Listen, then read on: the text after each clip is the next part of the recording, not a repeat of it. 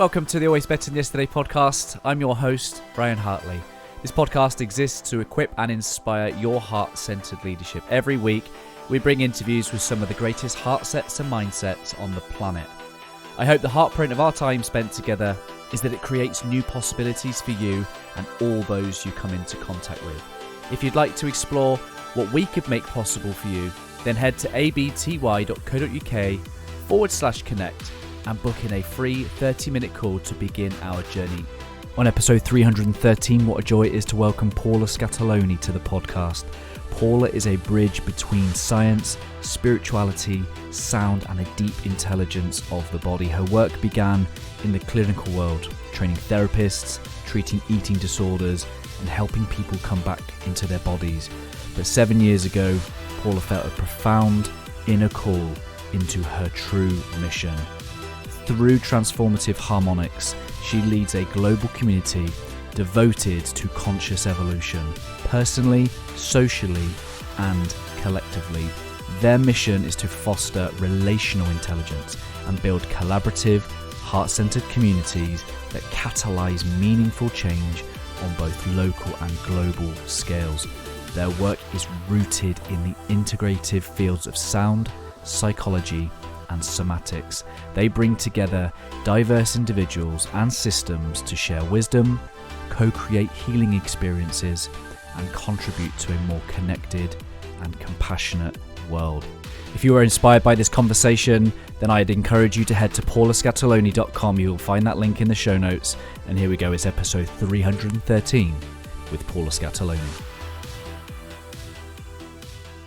Paula, welcome to the Always Better Than Yesterday podcast. How are you?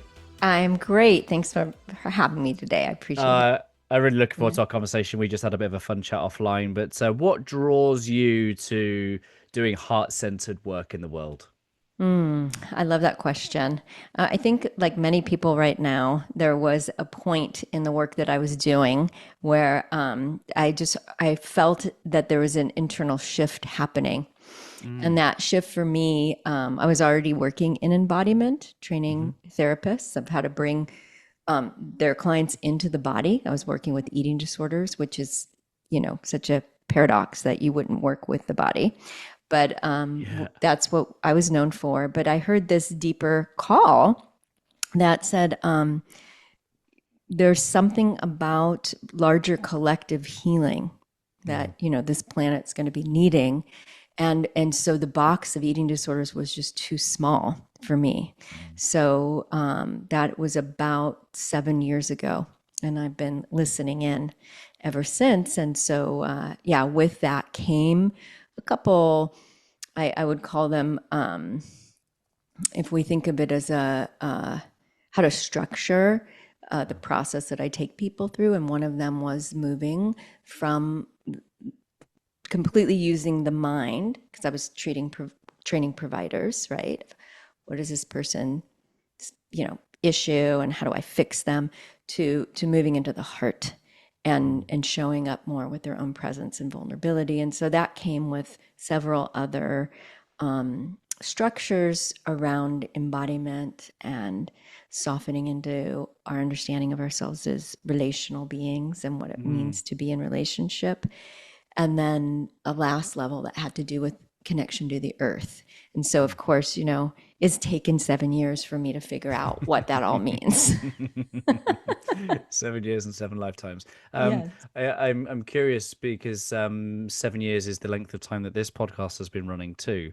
Oh, so interesting. we were both called into the world of Interesting. heart-centered work. And Yeah. we're both, so I'm grateful that you answered that call. But for me, the call came through not a loving embrace from the clouds to, hey, I got given a whole bunch of pain, first and foremost, to journey through. And listeners will know my story, so I don't need to tell it multiple times. But that was my path. I ended up getting to a point where it's like, I had to go and do some inner work. And that's where I ultimately found the call inward, shall we say? But what's your story? Like, how did that call manifest or speak to you?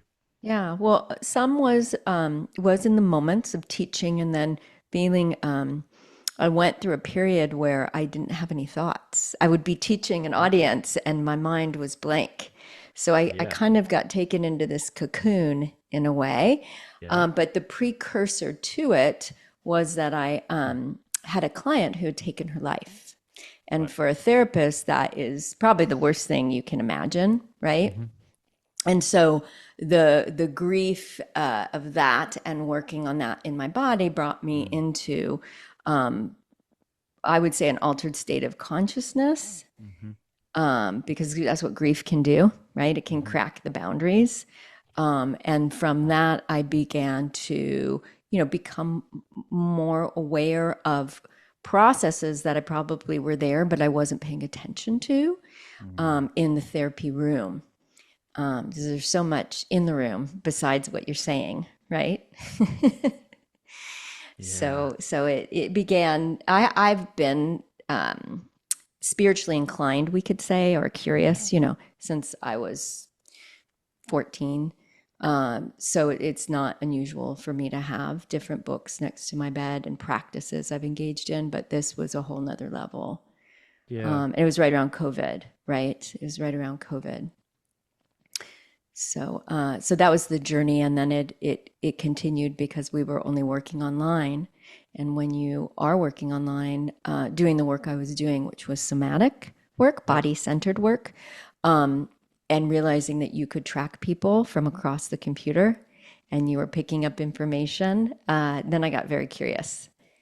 Right. Yeah, it's funny. I was so I my previous career was in policing, and so I'd started to build this little community, and I was coaching along the side, and I built this little community, and I was coaching people via Zoom online. So before COVID, right? So um I always remember my colleagues were like, how do you coach your like? I was like, I don't want to, and like, because there's that belief system is like, oh, the modality of feeling the room and sensing it, like the wonderful gift I gave myself was time. Just go there, and you soon pick up those clues and cues, shall we say, whether it be body. I mean, you're probably far greater at it than I in terms of the somatics of it, but for me, it's like intonation and eyes and all body Yes. posture and all sorts of things. It's amazing what you become attuned to when you just purposefully put yourself there.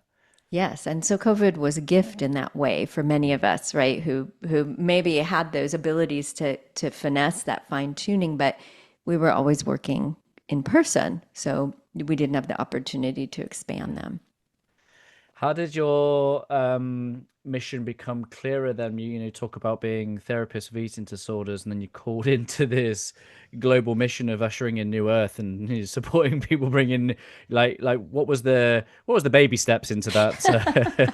Yeah, that's great. I feel like in 2017, I was handed a product, a technological device, which was Mm, much like what you're wearing on your head. mhm. It was sound frequencies that had been adapted and to use to support nervous system retuning, to support the nervous system. It had originally been designed for children with autism, and the Mm. studies on that are very strong. But I was a trauma therapist, and our Yeah. community took that product and began to study it on ourselves and our clients. And so from that, I was already working in this way that helped me to understand, sound and music. We have the capacity to impact people in a wider way using tools and technologies that are more suited for groups and for rather than just one-on-one work, right? So I had all that floating in my head way back in 2017, and then when COVID hit and I couldn't work with people individually and in person, I began to use this technology in a group setting. Mm. And I realized that I was getting the effects I was getting were similar to working in person. And there was a whole nother set of things that started to happen in the Okay. space because we were all essentially dropping into these very deep parasympathetic states together and then creating these sound journeys with this technology. So that was part of my baby step, was Hmm. beginning to understand sound, and that led me to tuning forks, which we Hmm. just talked about, on the idea of how does sound heal, and how does it heal? How can you do this work online, Yeah. right? So it helped me to take the steps further and further along to expand my own perception of what I could hold Yeah. in what healing means, and so concepts and my language enhanced it beyond what I was already using. Words like entrainment, which are Yeah. is part of our sound healing concept, or coherence, right, Yeah. which you know from heart math, and Hmm. so that became part of the vocabulary, and it kind of went on from there into other types of sound beyond those that I've mentioned as well. I love the fact that it's hidden in language, where we talk about just being in harmony.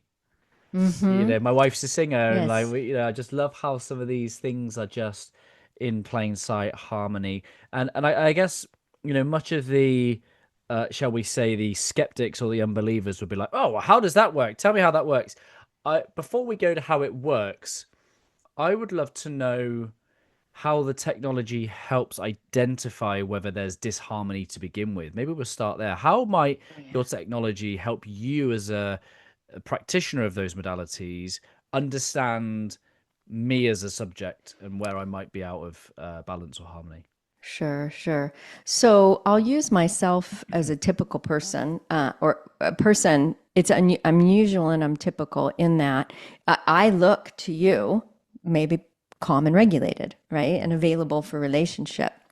But when I put the sound frequency on, which essentially what this researcher has done is he's stripped all the high tones and low tones, so you only have the frequency of safety. Mm.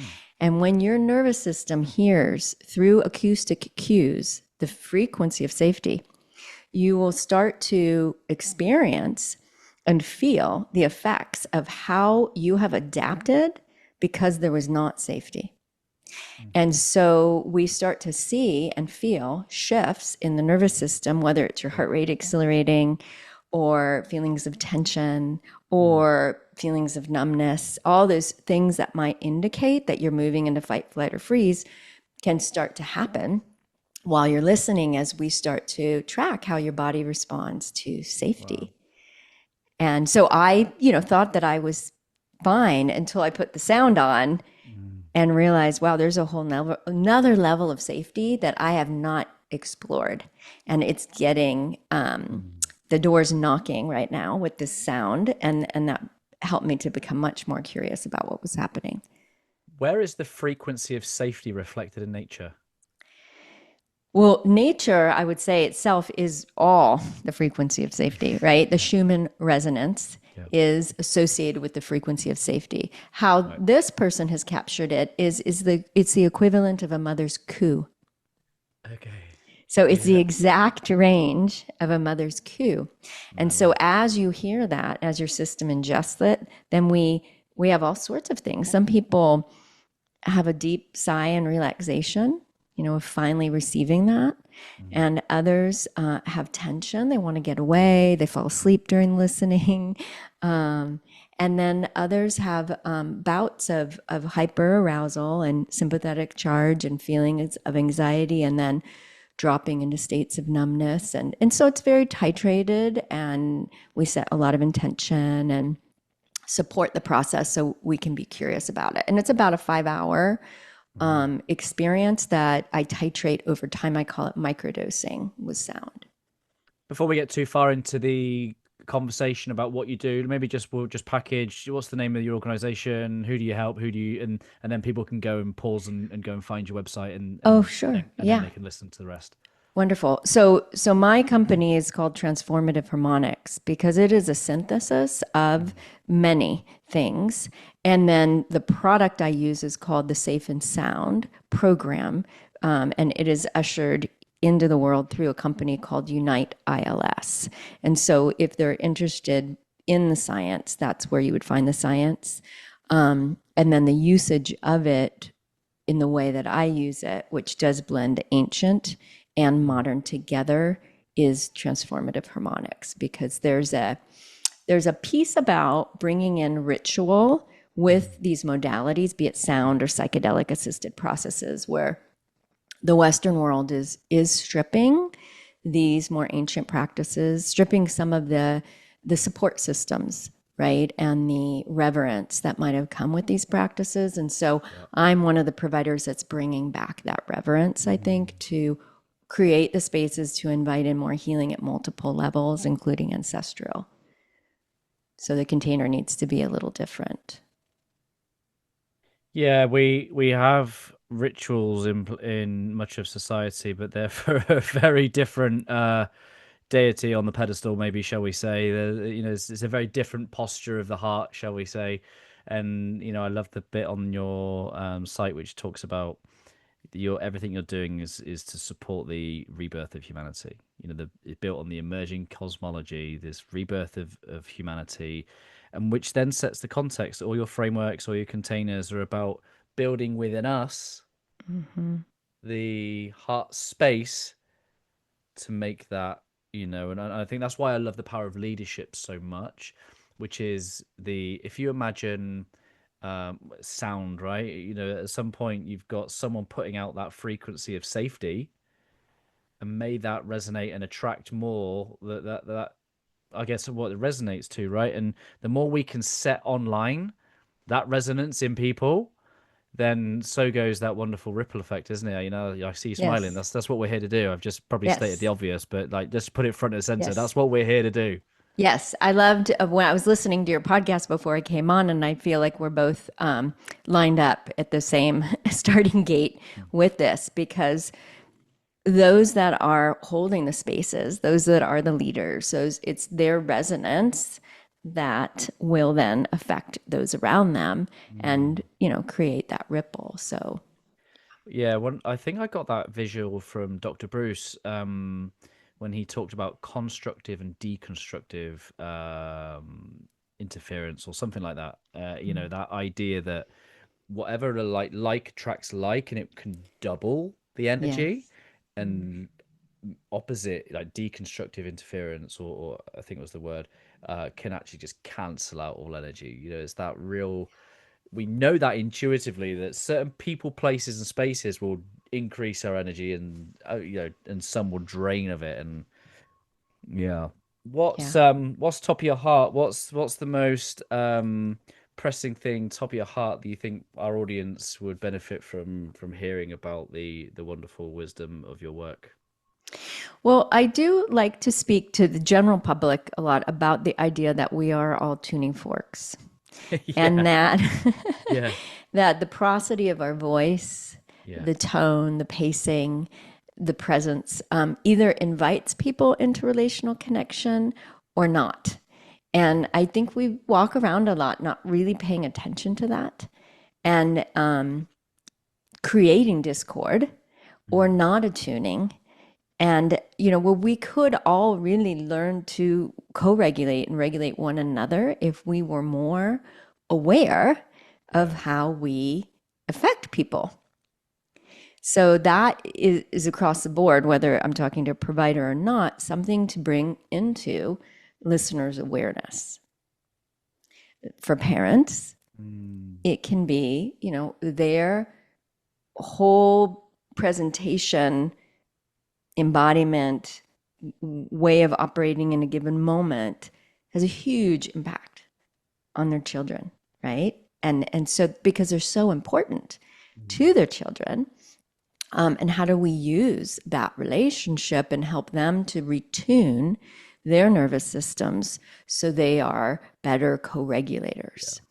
Really interesting, isn't it? Because I don't mind giving some personal examples. Like my wife and I've been together since we were 15, so we're coming up like 23 years this year.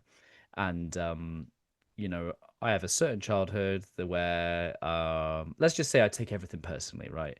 The risk and the threat and the harm made wonderful things out of me, but also everything's self-centered and it's all my fault, sort of thing. So I go into a relationship with my wife, and just I guess the tuning fork that I was receiving was distorting signals. She would be putting out a message that I interpreted through my distorted tuning fork, one of, oh, you're getting at me, or what's my fault? It's not my fault, it's your fault. And it's, and now I've done I haven't say it's done, it's not complete, but done it enough to know that I'm responsible for my tuning fork. But I didn't know what I didn't know. I was young, I didn't realize that wasn't fact. That was just me. So how do you kind of see what I've just talked about? You must see that in many Beautiful. people. No, I love it because number one, it normalizes that we're all tuning forks. We all have nervous systems, right? So it's it's almost, I've heard someone talk about it as if we could understand our nervous system health just like brushing our teeth and have hygiene, nervous system hygiene every day, right? Yeah.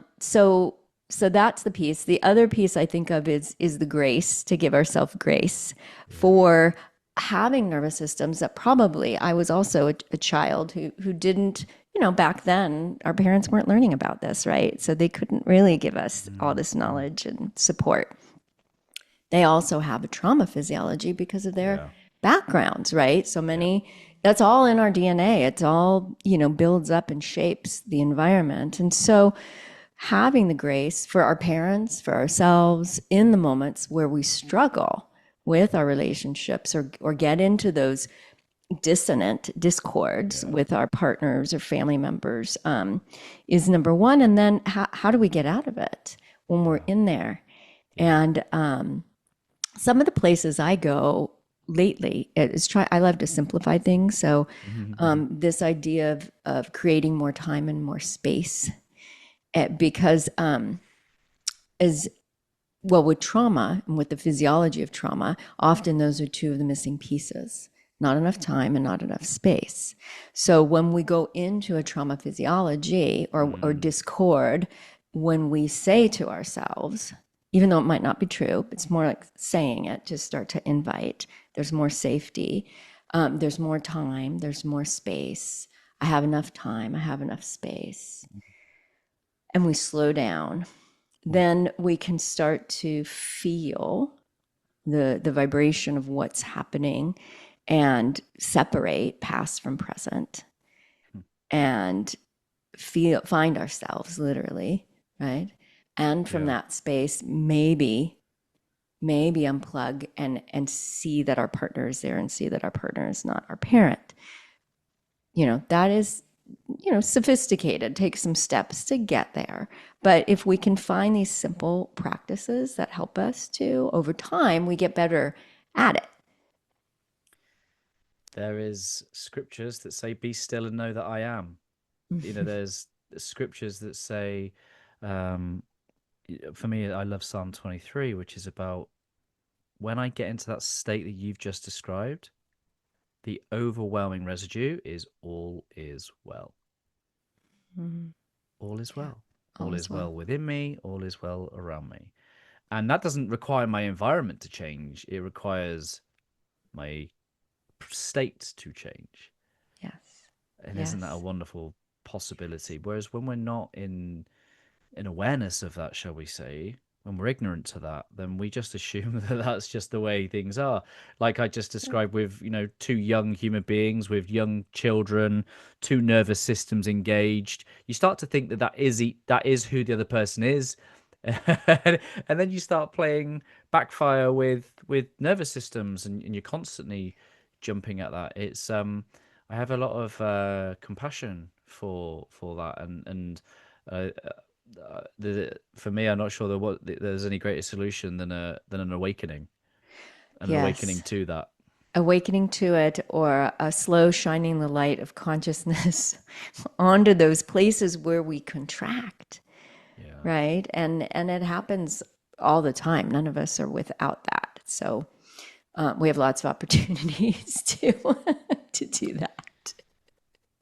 One of the things you just started to intimate was the fact that we can use our own voice. That is our primary source of sound.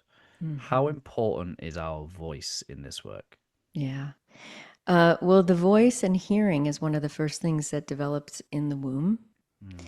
the auditory processing system. And so it is, when we think about the things that help infants to feel safe, it is the coo. It is the coo, it's the rocking, it's the swaddling.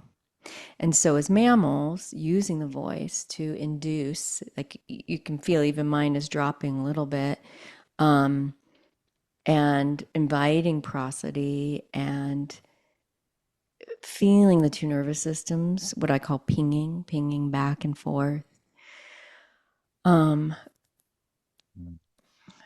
allows, there's something about that really drops us into being human together. And I mean, it's one of the beautiful things about mammals, right? That we can do that with one another. And the voice is, for me, equivalent to presence, because when I use the frequencies and the ones that I use, I'm not there present in the room with them, yet they feel the presence, a sense of presence through the sound frequencies and through, what we do to exponentiate them. And it simulates something as close as I can think of to, a real life human being there with them, even though they're, I'm across the computer screen and they're there. Across the pond. Yeah. One of the things I know you've written about recently is about the embracing of the archetypes, and particularly masculine and feminine archetypes. And I think there's a great imbalance in the world. As I observe, I have a men's group, and I see the journey that many men are on. They're either closed-hearted, and because they're not allowed to be vulnerable, or they've grown up in a slightly more, shall we say, absence of masculinity. And either way, they're suffering, right? Struggling with one aspect. And women as well in different ways. But how do you observe it from your perspective with the imbalance, the things that men and women are struggling with at the very core essence of archetype? Sure. So the way that I frame it in my communities is that we all have both, right? The inner masculine and the inner feminine. And we are all, I have met no one that is not imbalanced, right? And the way I started tracking it was, and people can check in if they're listening, we tend to have an overdeveloped right side of the body and an underdeveloped left side in the actual physiology of the body. But if we think about that in terms of the archetype, we are a forward-leading Western civilization, right? Of doing and dominance and almost like a over-sympathetic charge, right, to us. Right. You're stopping short of saying we live in a patriarchy. Yes. Yes. I mean, there's qualities underneath all that. There are, in the essence of those qualities, we can find the gems, right? Right.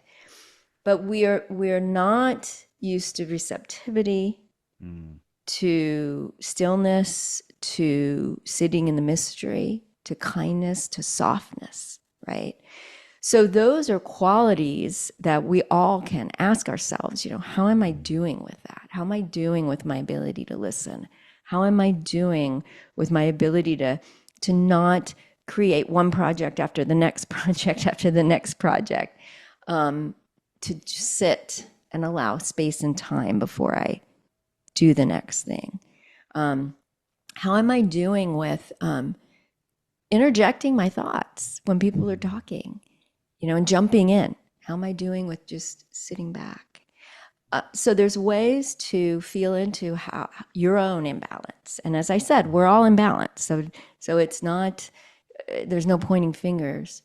And then in the way that I work, because I'm using sound helps us to cross time and space barriers. So I can, with sound, support you in thinking about, well, how did this play out in my ancestral line? My maternal line, where did I get this from, right? And then how does this connect to the collective? And this is where I like to use sound, because I use music Mm. that is not the other frequency, to because music is a collective experience, to think about the expression of the archetypes through the lyrics of the artists that have Mm. created the music. Mm. So it can really, yeah, be, I can hold that discussion in so many different ways, but that's the way I like to play with it these days. And I could respond in so many different ways. You know, it's really interesting. I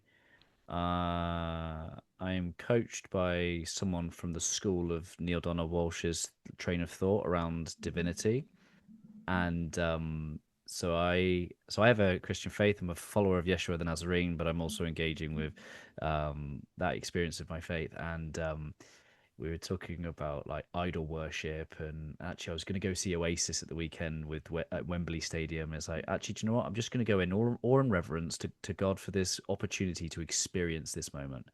And we're talking about like 80,000 people. I had a full somatic experience of 80,000 people in harmony and oneness. It's probably the most spiritual activity the common man has ever been to. You know, you've got Yeah. men just like, whoa, like, and honestly, I'm having this. It's been 15 years since I've seen them, and I'm a very different human being now than I was then. I wasn't kind of so long-haired and spiritual back then. I was a bit more hedonistic, and so I'm observing it now, and I'm just like, "Do you know what? I ain't got to judge any of this. Like, if I could just be and just observe and feel the joy and the gratitude, and when I did that, man, I started to see Noel Gallagher like a genius. That Yeah. guy is Yeah. having a conversation with God. Yeah. Like, that Yeah. guy's I'm with you. channeling some stuff, and I had no idea. I didn't have Yeah. ears for it. Totally. I think that's the place I swim these days. And I have lots of conversations with people lately talking Mm, about this. And I was at a concert with 19,000 people last week. yeah. And it is so interesting to watch it from that perspective and to feel what's happening, and where the lyrics are coming from, right? And so in that way, I do think music, and it has been in indigenous cultures, music was a way Mm, to tap into the lifeline of the culture, through mm, time, right? And so I think there's an awakening and a recognizing of that many people like yourself are coming into. And then you're also talking about, viscerally yeah. feeling something, which also a lot of folks that I'm talking to are mentioning that there's something vibrationally they're picking up on now Yeah. in those spaces. Yeah. One of the last things I'll share, and I think it was Coldplay. And before it was Coldplay, I know I heard the Indigo Girls talk about it as well. So I've heard several artists speak about feeling the words somewhere up here and then kind of grabbing them and pulling them down, Yeah. Yeah. right? Yeah. Yeah. Yeah, yeah, Yeah. That in some people call that the quantum field. yeah, Some people call it the Holy Spirit. Whatever it is, it's in potential, and then it yes. requires a willing participant to make it manifest. Is my simple belief of that. But I really understand. And you know the visceral feeling. You know, we've all been moved to tears by some form of music. Like I've not been to opera. I'm probably at an age now where I could probably go to an opera and truly appreciate it for its beauty. Classical music, appreciate it for its harmonic beauty. But the thing that always moves me as a tribal warrior, um, archetypally, as opposed to I've got very soft hands, but the warrior is the hacker from the New Zealand All Blacks that they do before they play. You know, Oh, yes, they're in yes, formation, they're using their yes, voice. That's a full on ritual, like you were saying, but it's yes, one where obviously they're doing a prayer or they're summoning something, but either way, they're honoring the land and their ancestors, but they're doing it in a what the heart math would say coherent way, in a global coherent way. Is yes. that something you're able to talk to about the effects of? Is that within your wheelhouse around the what happens when we do that as a collective? I can't speak from the indigenous perspective. I can say that in the places where we're getting ready to start doing some live events. And we are going to bring in song and community singing together and starting to create a field of coherence with the sound in the group. And so for myself, the reasoning behind that is I think a lot of this is remembering because we were all tribal at one point, and we did all use these practices. And for those of us in more Western bodies, that is a aspect of the remembering and the reawakening, is that we lost our connection to some fundamental pieces of our own lineages where that was probably built in. We are remembering the tribe. Exactly. Yeah, coming home. Exactly. What you've mentioned ancestral a number of times.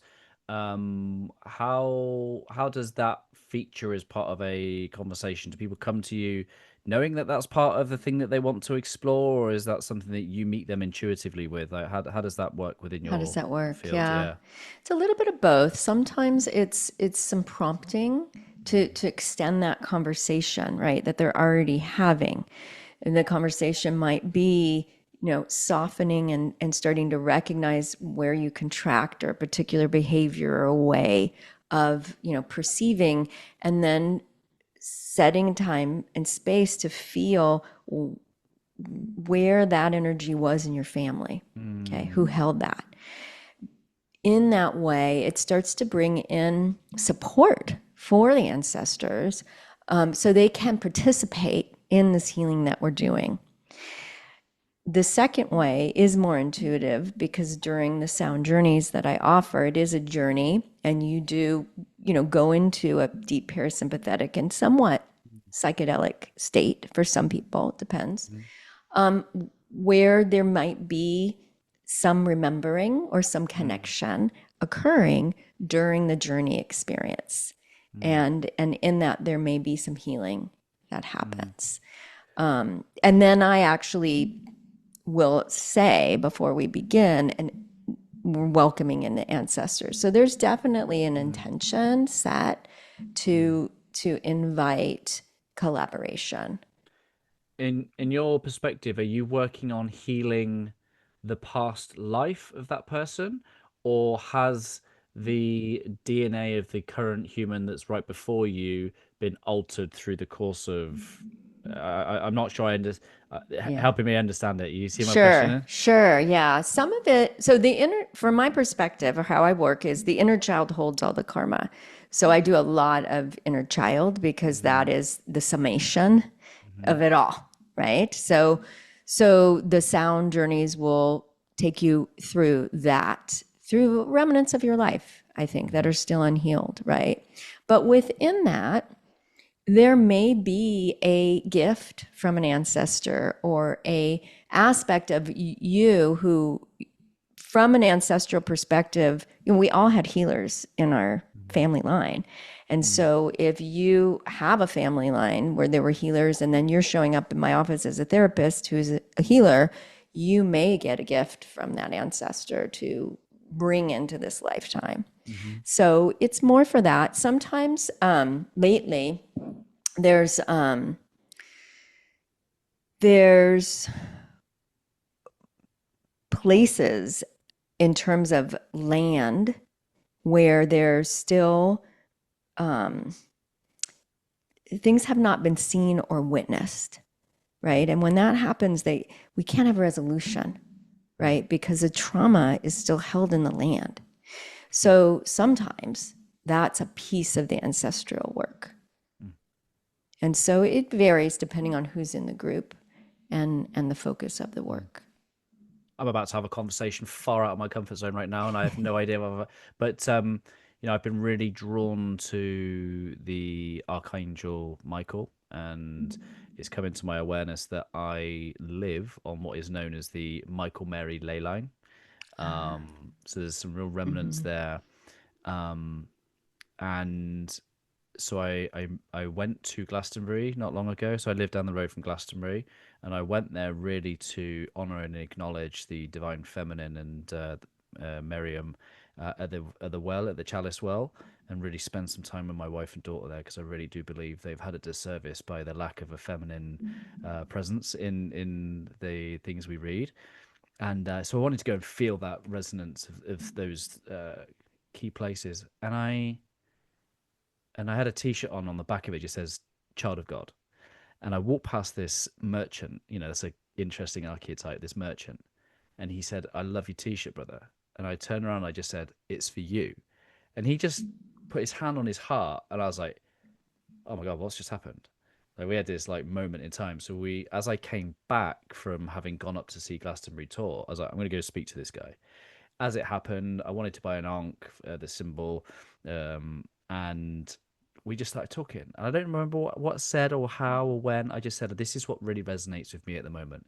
And he says, "Yeah, you're talking to me about his past lives, and I previously was in Lemuria, and I was sowing light into the land." And I was just like, I was like, "What's just happened? How have I gone from meeting a guy to this guy talking about?" And it was almost like I met a brother from another lifetime. Yeah. Like he was just stationed there for just a little nudge, a little reminder, a little activation. I've got my symbolic ankh. He's reminded me of a mission that I might have once had of but sowing, because my name is Hartley, Heartley. So I'm sowing heart into the lay of the land, right? My wife and I got married at St. Michael's Church again when I was unawake, and I took our honeymoon to Hawaii. Okay. So we went to Maui, Yeah. Yeah. a deeply Yeah. spiritual place, Oh, exactly where my yeah. mind went when you said. It's a long story. Yeah. I've just landed the plane, Yes. but that is a place I understand is one of the long lost remnants of what used to be known as Lemuria. So I've taken Yes. the podcast in a whole different Yeah. conversation. I'll let you respond however you want to respond, or we could just move on. It's entirely up to Yeah. you. Yeah. I mean, I just had this conversation on my podcast a week ago. Yeah. I think I lived 13 years in Hawaii.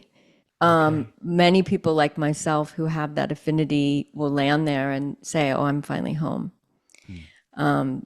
And so there is a memory there in the DNA, I think, and an awareness that there's something deeper that maybe we haven't unearthed yet Mm. that is awakening.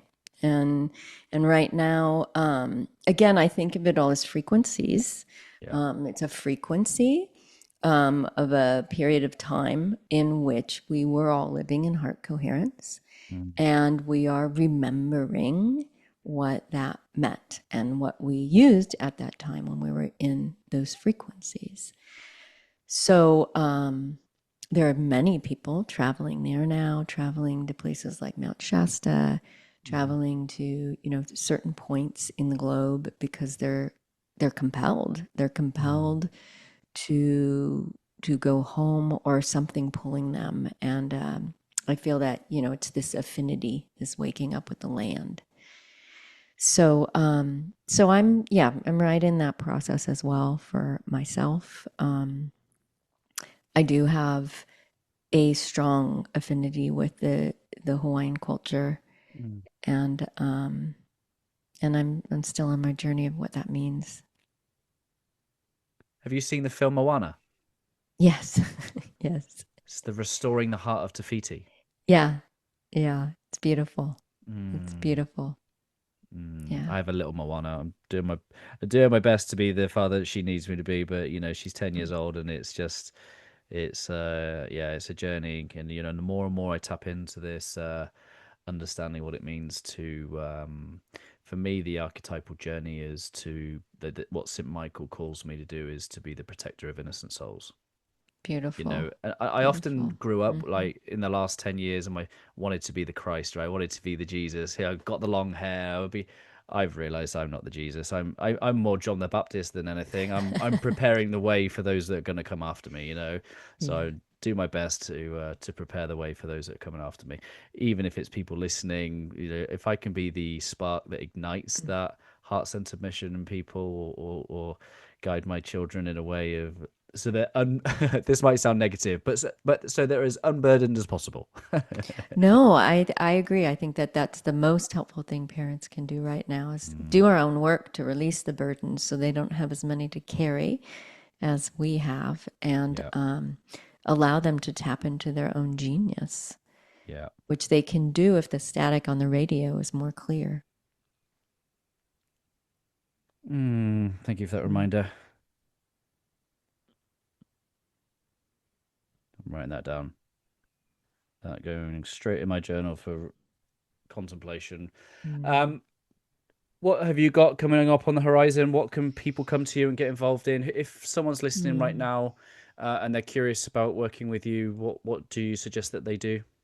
Starting point. Well, I've just started a Substack so that Mhm. most of my work has been hidden behind the classes that people would have to pay for. And so a big change I made was taking that material and starting putting it in Substack and making things more available. So it's a way for to get a little, whether it's a self inquiry process that I invite you into, or a meditation, or something that just helps you to think a little differently. Mm, That's free, as is my YouTube channel and my podcast. So all of those are yeah, similar to you. I'm shepherding in the new paradigms. yeah. For those that do have funds, there's different ways to interact. Right now, I'm reworking a program that will take people through several months where they can go through these sound programs with me and other types of music and well, I'm just going to say it's called transformative harmonics because they can transform through the process of several months. Yeah. But it is not singing bowls and it is not meditation. It's transformative It's harmonics. yeah, it's a deep dive. And so if you feel the call and Yeah. you're thinking, well, maybe I want to do it with sound, that Yes. tends to be my community. I get a lot of musicians and a lot of people that have been healed by sound in their own way and they want to keep Yes. on that journey. I'll ask one question and I'm going to keep this anonymous, but someone I know had a very negative experience with a sound bowl because the sheer sound of it made them flee. Sure, sure. There's different frequencies that Yeah. resonate and impact you differently. So I think the joy for me of using the systems I use is Mm, well, number one, you're in your own home and you have your own headset on. So you can turn it off, take it off, stop it at yeah. any point. And this the art of this type of tool is the titration and the understanding and the stopping and the getting curious Mm, when something doesn't feel right and creating the space and the time to be curious about mm, what that's about. So mm, I think because of my therapy background, I've got some tools I can offer to shepherd someone through a process where, they might have walked into a room with a bunch of singing bowls and it's just not set up for that kind of, you know, mm, fine tuning. And then I think that those who are in the US, if they're nearby in the East Coast, we are going to go live and offer our first 4-day gathering where we'll come together with many of the other providers in my program who are using sound, but also other types of trauma therapy. And mm. we're gathering for some deep healing of ourselves, of the land, of the ancestors. And so that will start in January. Brilliant. And what is the website for that? The website is www.paulascatoloni.com. Great. I shall make sure that is in the show notes. If any of that resonates, go check out the show notes. Paula, love that conversation. Every now and again I say I could do a Joe Rogan length episode, and like you can probably tell by my line of questioning, like this could be one of them. But I want to be super respectful of your time. I have a word here, always better than yesterday, and it's called heartprint, and it really represents the ripple effect that we have on other people. When I used to work in the police, we used to teach detectives the Locard's exchange principle, which is this idea that every contact leaves a trace. So teaching detectives to go and look at the scene, see where the offender may have left of themselves at the scene. Well, I think what we've discovered over our conversation is that we're always leaving a trace. You know, whether that be in our actions or whether that be in our vibrations. Yes. And so for me, a heart print is about the positive impact, the legacy, the 1 degree of difference that we make in someone's life that sends off on a completely different journey of possibility. Paul, I'd love for you to maybe reflect as to what you hope your heart print will be. I'm going to come back to your example of the moment in which you struggled with your partner, and anyone who may have moments where they do something that they wish they hadn't done, or they get into stuckness. And the word I'm going to offer, and words have resonance, is the word grace. So my heart print would be, if we can afford ourselves grace in the moments where we're not perfect, it allows us to take those moments and learn from them, but also to allow others that same grace. Yeah. Describe that world for us. What does that look like in your heart? In my heart, with myself, I mean, I guess I'm speaking out loud because that's something I needed to hear too. I mean, that also happens, right? But it feels, it's this tenderness, it's this mothering that you've spoken about, right? Of the feminine energy, of being able to offer ourselves that same kindness. And especially if that's not in our blueprint, if it's not in our foundation, that is it's the essence of self-love that we're all learning. And we cannot help others or the world shift unless we develop that for ourselves. And that's all frequency. It's all frequency. Paula, thank you for graciously sharing your heart with us, and we'd be honored if you leave us a final thought from your good self. A final thought. Wow.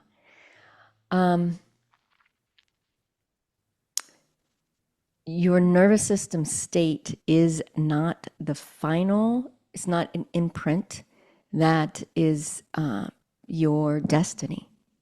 It's malleable, it can be changed, and it is influenced by the resonance around you. And as much as you can, if you can tune into the resonance of kindness and love and compassion, you can reshape your nervous system to also emanate that more often and change people around you because you're simply in a different place. Spoken like that, it sounds like our nervous system has a key role in the destiny that we shall experience. Definitely. Food for thought.